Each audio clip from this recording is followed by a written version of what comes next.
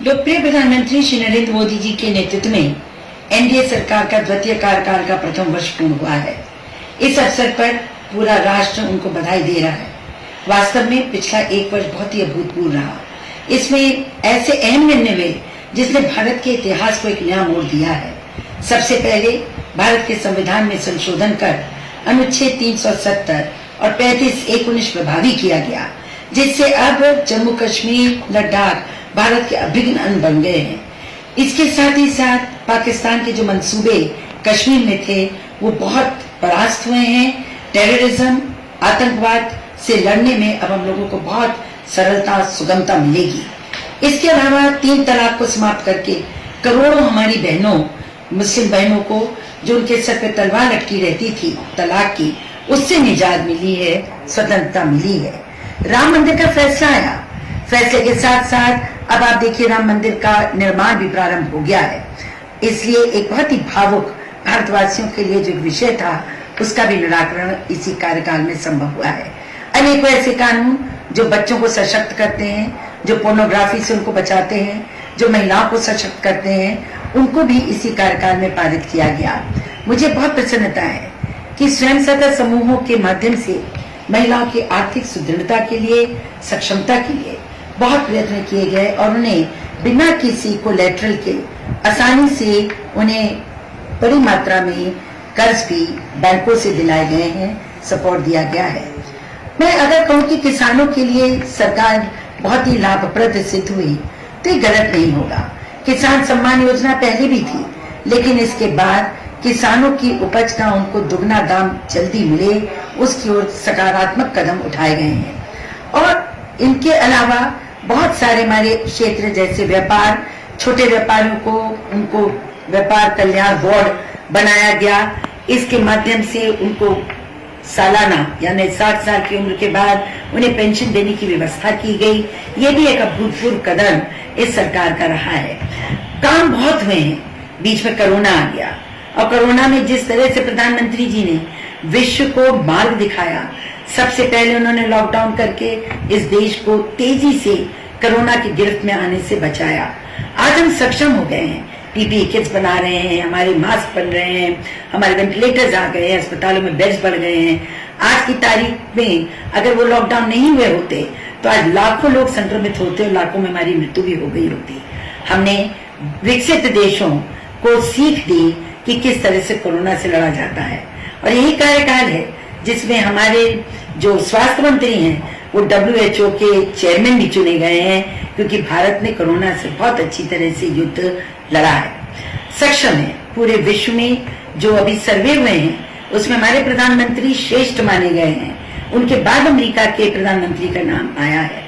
जैसे कोरोना हुआ, लोगों को सहयोग देने के लिए 1,60,000 करोड़ रुपए का प्रधानमंत्री गरीब कल्याण योजना की घोषणा हुई। जो हमारे निर्बल लोग थे, मजदूर थे, रेडी वाले थे, रिक्शा वाले थे, ठेले वाले थे, उनके खातों में 1,000 रुपए डालना, महिलाओं को जो हमारे उज्ज्वला स्कीम में सम्मिलित थी उनको 3 महीने का निःशुल्क सिलेंडर उपलब्ध कराना, अनाज का वितरण 3 महीने तक निःशुल्क अनाज का वितरण करना और लाखों लोगों को इस प्रणाली में जोड़कर उनके नए कार्ड बना देना।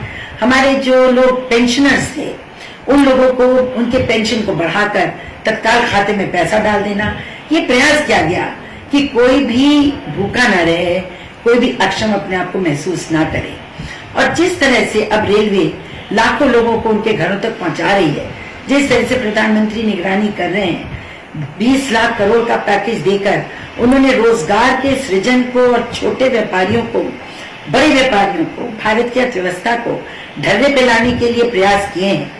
बैंकों का विलय तो पहले ही हो गया था, लेकिन आपने देखा आरबीआई के साथ साथ भारत सरकार ने भी जो निर्णय लिए, निर्मला सीतारमण जी ने जो पैकेज घोषित किया, भले ही लोग कुछ भी कहें, लेकिन आप देखिएगा कि आने वाले समय में भारत एक बहुत ही मजबूत, सशक्त आर्थिक राष्ट्र बन के निकलेगा। हमने कहा कि हमें, जैसे प्रधानमंत्री का हमारे नारा है, vocal for local and from local to global, इतना सुंदर नारा है। जितने राष्ट्र आज सबसे विकसित और पूरी अर्थव्यवस्था को नियंत्रित कर रहे हैं, चाहे अमेरिका हो, चीन हो, जापान हो, इन लोगों ने अपने प्रोडक्ट्स को, अपने उत्पादों को महत्व दिया।